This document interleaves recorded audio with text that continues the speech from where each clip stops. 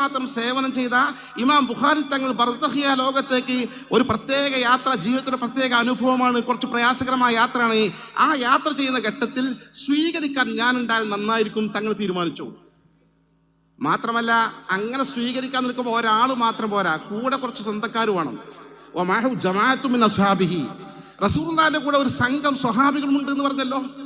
ആ സംഘം സ്വഹാബികളെ കൂട്ടിക്കൊണ്ട് ബർസഖിയ ലോകത്തേക്ക്, സ്വർഗീയ ലോകത്ത് ആനയിക്കാൻ വേണ്ടി സാമാന്യമായ ബഹുമാനം എന്ന നിലയിൽ ഇമാം ബുഖാരി തങ്ങളെ സ്വീകരിക്കാൻ വേണ്ടി മഹാനായ നബിയുൽ മുസ്തഫ മുഹമ്മദുൻ സ്വല്ലല്ലാഹു അലൈഹി വസല്ലം തന്റെ പ്രിയപ്പെട്ട അനുചരന്മാരും കാത്തു നിൽക്കുന്നു. നോക്ക് നിങ്ങൾ, ആത്മീയ ലോകത്ത് നടക്കുന്ന സംഭവം ഇവിടെ ഗൗരവമായി ചിന്തിക്കേണ്ടത്. ഒന്ന്, ആദരവായ റസൂലുള്ളാഹി സ്വല്ലല്ലാഹു അലൈഹി വസല്ലം തങ്ങൾ തിരിച്ചറിയുന്നു, എൻ്റെ പ്രിയപ്പെട്ട ഇമാം ബുഖാരി മരണപ്പെടുന്ന സമയം ഇതാണ്.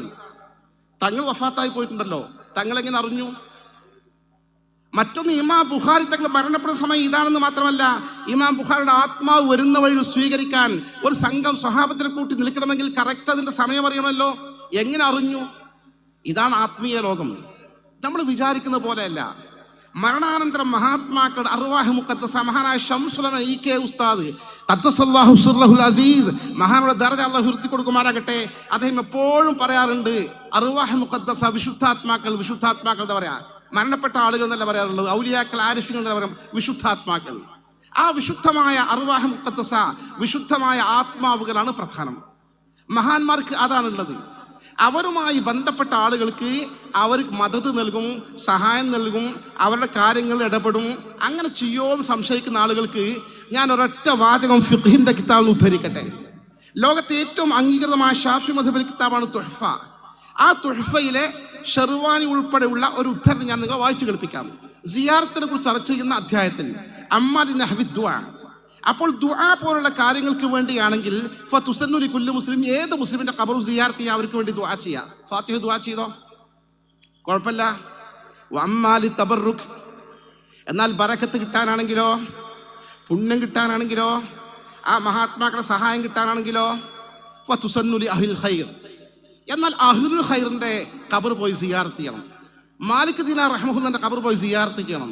ശംസുൽ ഉലമ ഇ കെ ഉസ്താദിന്റെ ഖബർ പോയി സിയാറത്ത് ചെയ്യണം. ഹബീബായ റസൂലുള്ളാഹി സ്വല്ലല്ലാഹു അലൈഹി വസല്ലം ഖബർ പോയി സിയാറത്ത് ചെയ്യണം. അജ്മീർ ഖാജയുടെ ഖബർ പോയി സിയാറത്ത് ചെയ്യണം. എന്താ അവരെ സിയാറത്തിൽ എങ്ങനെ നമുക്ക് നേട്ടം കിട്ടുക? അവിടെ തുടർന്ന് പറയുന്നു ലിഅന്നലഹും, കാരണം വിശുദ്ധാത്മാക്കൾക്ക് അള്ളാഹു നൽകിയിരിക്കുന്നു ഫീ ബറാസിഹിം, അവരുടെ ഖബറിന്റെ ലോകത്ത് ബർസഖിയ ജീവിതത്തിൽ തസറുഫാത്തിൻ, കാര്യങ്ങൾ കൈകാര്യം ചെയ്യാനുള്ള ശേഷി അള്ളാഹു നൽകിയിരിക്കുന്നു. കാര്യങ്ങൾ കൈകാര്യം ചെയ്യാനുള്ള കൃത്യമായ കഴിവ് അള്ളാഹു നൽകിയിരിക്കുന്നു. ഓ ബറക്കാത്തിൻ, ബറക്കത്തുകൾ ചൊരിഞ്ഞു കൊടുക്കാനുള്ള അനുഗ്രഹം അള്ളാഹു കൊടുത്തിട്ടുണ്ട്. ലാ തുഅദ്ദു വലാ തുഹ്സ, അത് പരിമിതമായ തോതിലല്ല, ക്ലിപ്തപ്പെടുത്താനാവാത്ത വിധം, പരിധി വെക്കാനാവാത്ത വിധം ഒരുപാട് ഇവിടുത്തെ കാര്യങ്ങൾ ഇടപെടാനുള്ള അനുഗ്രഹം അള്ളാഹു കൊടുത്തിട്ടുണ്ടെന്ന് ഈ മഹത്തായ തുഹ്ഫ, ആധികാരികമായ ഫത്വക്ക് ആധാരമാക്കുന്ന തുഹ്ഫയിൽ രേഖപ്പെടുത്തി വച്ചിരിക്കുന്നു. എന്താണ് ഈ പറയുന്നത്? വിശുദ്ധാത്മാക്കളുമായി കണക്ഷൻ ഉണ്ടെങ്കിൽ അതാണ് പറയുന്നത്. ത്വരീഖത്തിന്റെ മശായിഖുമാർ, നമ്മൾ മാലപ്പാട്ടുകൾ പാടാറുണ്ട്. ഖാദിരിയ ത്വരീഖത്ത് മുഹീദ്ദീൻ ശൈഖിന്റെ ശൈഖാണ്.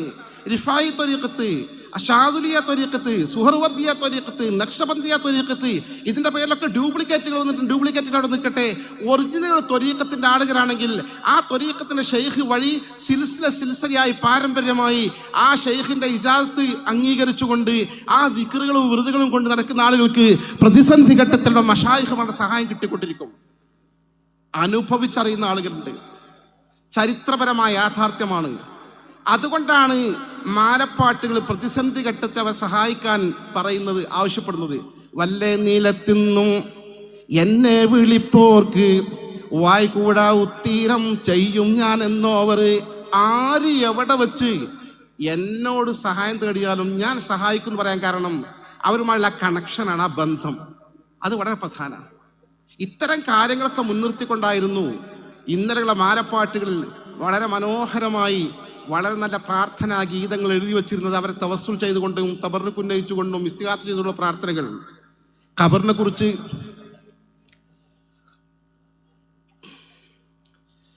അതുപോലെ ഹിസാബിന്റെ സമയത്തെക്കുറിച്ച്, കൂട്ടുകാരില്ല ഹിസാബിന്റെ നേരത്ത് ഗുണത്തർ ബദീരിങ്ങൾ കാവേലിലേകല്ലാ. കൂട്ടുകാരില്ലാതെ അള്ളാഹുവിന്റെ ഹിസാബ് കണക്ക് പരിശോധനയ്ക്ക് നേരുന്ന സമയത്ത് ബദരീങ്ങളെ ബറക്കത്ത് കൊണ്ട് കാവൽ നൽകണേ അല്ലാ. പ്രധാനമാണ് മഹാത്മാക്കൾ, ബദരീങ്ങൾ, അതുപോലുള്ള മശായിഖമാർ. എൻ്റെ പ്രിയപ്പെട്ടവരെ, ഞാൻ ദീർഘിപ്പിക്കുന്നില്ല. അപ്പൊ ഇത് ശിർക്കാണ്, കുഫറാണ്, മറഞ്ഞ വഴിക്ക് ഉപകാരം ചെയ്യാൻ അള്ളാഹു അല്ലാതെ മറ്റാർക്കും കഴിയില്ല എന്ന അബദ്ധധാരണ അവർ തന്നെ തിരുത്തി തമ്മിലടിച്ചുകൊണ്ട് തർക്കിച്ച് ചിന്ന ഭിന്നമായി പോയിക്കൊണ്ടിരിക്കുമ്പോൾ നമ്മൾ ഓർക്കുക, മഹാത്മാക്കൾ പ്രധാനമാണ്. മഹാത്മാക്കളുടെ സിയാറത്ത് പ്രധാനമാണ്. മഹാത്മാക്കളെ ബഹുമാനിക്കൽ പ്രധാനമാണ്. മഹാത്മാക്കളുടെ ബറക്കത്ത് പ്രധാനമാണ്. മഹാത്മാക്കൾ തവസ്സുൽ പ്രാർത്ഥിക്കൽ പ്രധാനമാണ്. ഇതൊക്കെ ഖുർആനും ഹദീസും സ്ഥിരീകരിച്ചതാണ്. ആ പരിശുദ്ധമായ അള്ളാഹുവിൻ്റെ ആസ്തിക്യം യഥാവിധി അംഗീകരിച്ച് അള്ളാഹു ബഹുമാനിച്ചവരെ ബഹുമാനിക്കുന്ന ഈ പരിശുദ്ധമായ രീതിയാണ് അഹ്ലു സുന്നത്തി വൽ ജമാഅത്ത്. ആ സുന്നത്ത് ജമാഅത്തിൽ ഭേദഗതി വരുത്താൻ അനുവദിക്കാതെ, ഒന്നും കൂട്ടിച്ചേർക്കാൻ അനുവദിക്കാതെ പരമപരിശുദ്ധിയോടുകൂടി നിലനിർത്താൻ വേണ്ടി 100 കൊല്ലക്കാലം സമസ്ത കേരള ജംഇയ്യത്തുൽ പണ്ഡിതന്മാർ കഠിന യത്നം നടത്തി. ഇൻഷാ അല്ലാഹ് ഇനിയും സമസ്ത അങ്ങനെ തന്നെ മുന്നോട്ട് പോകും. ആരെന്ത് പറഞ്ഞാലും ശരി, സമസ്തയുടെ സുന്നതമായ ആദർശത്തിൽ, സുന്നത്ത് ജമാഅത്തിന്റെ ആദർശത്തിൽ ചെറിയ ഇളവുകൾ വേണം, ചെറിയ നീക്കുപോക്കുകൾ വേണമെന്ന് പറഞ്ഞുകൊണ്ട് ചില ആളുകൾ രംഗത്ത് വന്നുകൊണ്ടിരിക്കുന്നുണ്ട്. അതൊരു സത്യമാണ്. പക്ഷെ ആര് എന്ത് പറഞ്ഞാലും ശരി, പരിശുദ്ധമായ അഹ്ലു സുന്നത്തി വൽ ജമാഅത്തിന്റെ ഉന്നതമായ ആദർശത്തിൽ ഒരു വിട്ടുവീഴ്ചക്കും ഒരു കോംപ്രമൈസിനും സുന്നത്ത് ജമാഅത്തിന്റെ മക്കൾ അനുവദിക്കുന്ന പ്രശ്നമില്ല എന്നും ബഹുമാനപ്പെട്ട സമസ്തയുടെ തണലിൽ ധീരമായി അടുത്ത തലമുറയ്ക്ക് ഇത് കൈമാറും വിധം നമ്മൾ മുന്നോട്ട് പോകുമെന്നും, മുന്നോട്ട് പോകാൻ അല്ലാഹു സഹായിക്കട്ടെ എന്നും ആത്മാർത്ഥമായി പ്രാർത്ഥിച്ചുകൊണ്ട് ഞാൻ എൻ്റെ വാക്കിൽ വിരാമം